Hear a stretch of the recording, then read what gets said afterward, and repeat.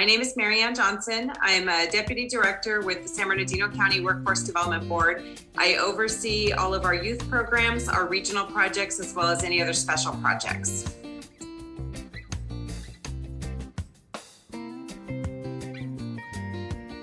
Yes, so we wanted to receive the training. We went through a project that we called the AJCC Refresh, where we looked at all different parts of our system to see how could we improve. We had a new executive director come in, and she wanted to kind of really see what was working, what wasn't working, and where did we need some support. One of the areas that we identified was that we needed to do some technical assistance for our, we call them workforce development specialists, but our actual, case managers, to give them some more skills of what they could do with customers who weren't taking training. They tended to know very much how to do the paperwork to get folks into training, but if someone just needed a new job, we needed them to have some more skills that would be able to help them help customers better. And then what we did is, because I oversee the youth programs and our prison to employment program, we included all of our providers in the training so that the frontline staff for those programs also got to participate, which ended up being a really, really great synergy and coming together of all of our different folks.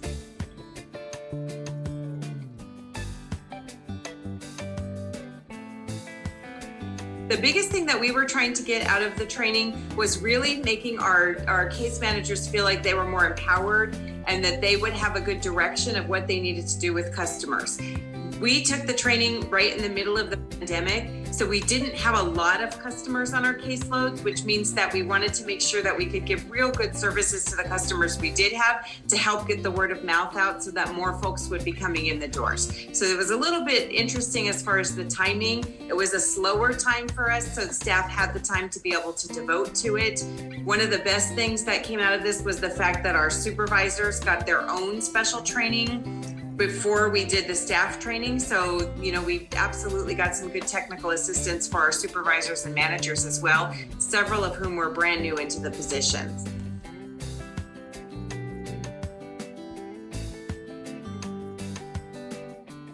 So we learned about the Spokane Workforce Council because our new executive director that had come in at the time used to work up in Washington. So she already knew Don and Kevin, and so she knew other folks as well. So I was the person that did go out and get the bids and talk to other folks. Our department had used another program years ago through a Cal State extension program, and that one ended up being very, very long, very, very expensive. And so for what we were able to get for the cost, this was super, and it hit both needs for us. Some supervisor and manager development and development for our case managers.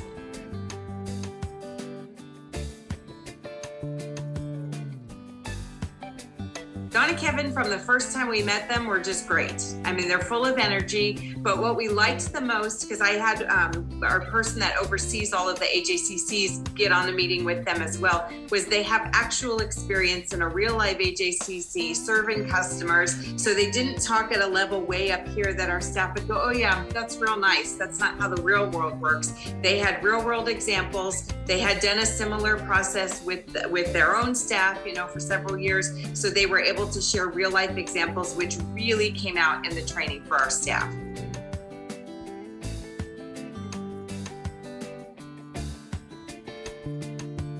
I liked most about technical assistance the examples that they used and the real concreteness. I'll think to one that they used with our supervisors and managers, where they even showed the layout of the AJCC and how they had reconfigured it, and they had pictures to show. And we were in the process of designing a new AJCC, so we were able to take some of that learning and go, oh, okay, if we do this, and that was really helpful that they made us think too. So it wasn't just do this and exactly this, but here's why we made this decision. Here's some background. Here's what we were hearing from our customers and from our staff, and let us help you now if you're running into some of the same issues. Plus, they're very funny. They did really well. The fact that it was on Zoom, could be like, oh God, another Zoom meeting. And it didn't feel like that at all. Staff was looking forward to it every single week.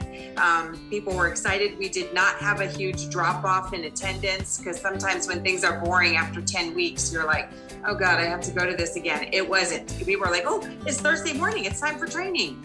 So that was really, really cool.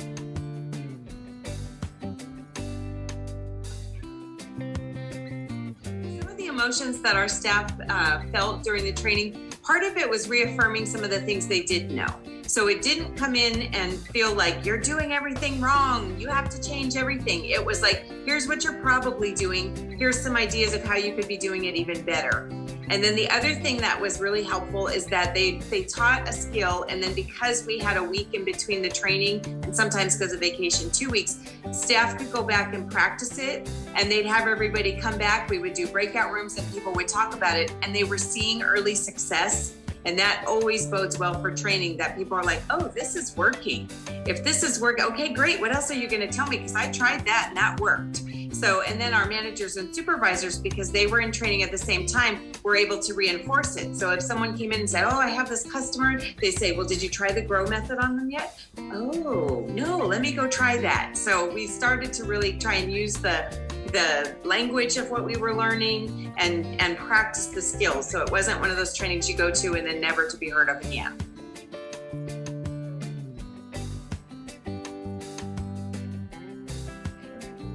The all-staff training was more hands-on how you work with customers. And so it was excellent, like with the GROW model, and here's how you'd ask for a customer and, help them with their goals. And the supervisor training was at a higher level.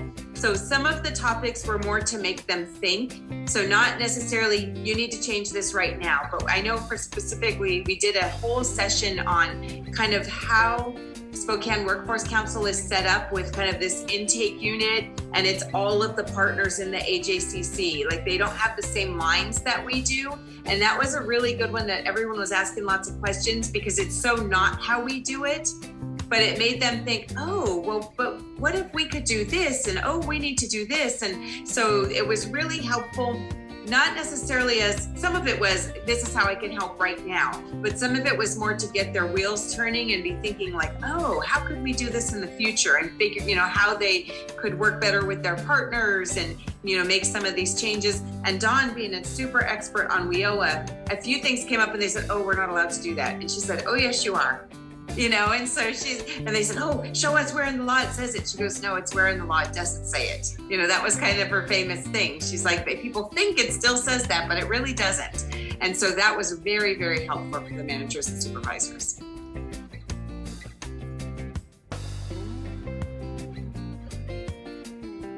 What was nice about the course content is that they let us help design it. So when we were meeting with Dawn and Kevin to begin with, they were like, here's all the different type of topics that we would recommend. And for the staff, most of it was already kind of pre-designed. It was really in that manager supervisor that they had a bunch of topics. And then we had left a class kind of open so that depending what was happening in the staff training, we could then, talk about that in the manager and supervisor training. So the flexibility was really good. They ended up, that whole topic I was mentioning about how to work with the partners and the flow, none of that was on the original schedule, but that had come up because of some different work we were doing, and we were doing our AJCC certification. And I said, hey, I think they need some help with this. And boom, they were able to put something together and do it. So the flexibility and then their expertise in all of these different areas was really helpful.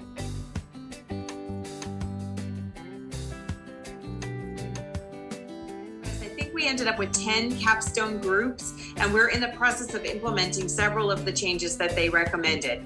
2 different groups did something around QR codes and how we should be using them, so we're working on that. Somebody else did one about labor market information and how to teach it to customers, and they had come up with this whole tool, and we've sent that out to staff to use. So, and the other big thing that came out was that our youth system and our AJCC system really don't talk to each other well or work together well. They know of each other, but they're not really working together. So we're in the middle of an RFP for our new youth providers, and that's a big focus of our next kind of round of our youth program is going to be to do that connection better. And 2 of the capstone projects gave us a bunch of great ideas on how to do that.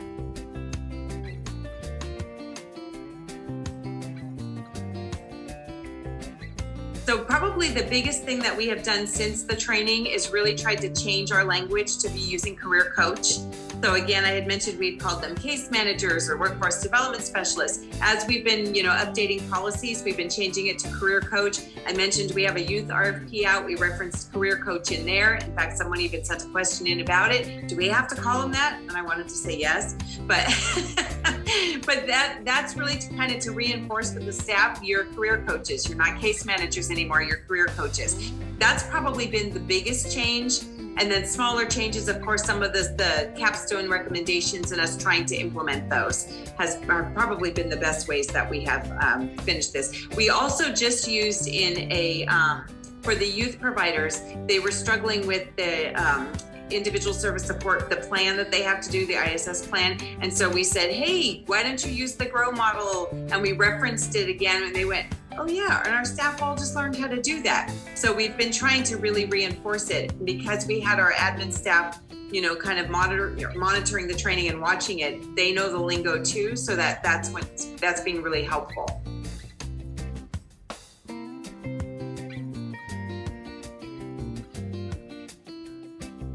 We did do a survey about the training, and the survey results were excellent. And I've seen a lot of trainings over the years in workforce, and usually they're like, oh yeah, that was a great training. But there was a lot more of the folks that said, yes, I can use this. This was, practical application. I'm still using it this much later. So I think that's where we really saw the difference in this training compared to some of the other topics that we've done over the years.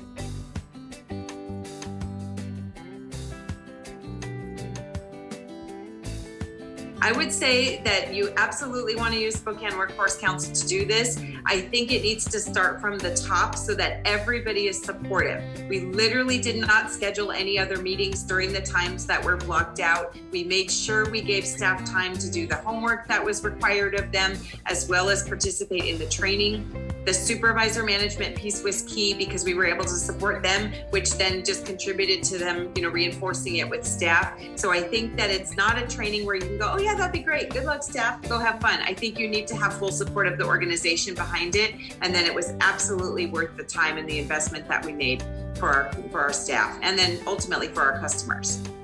I would say Kevin and Don are fantastic. The fact that they actually have worked in AJCCs and run AJCs and know all the language and have very specific examples of customers that they can use gave a credibility that's very often hard to find when you're trying to do WIOA training. You'll get a training provider, but they haven't actually done the work. So it sounds great, but in real world, it doesn't work.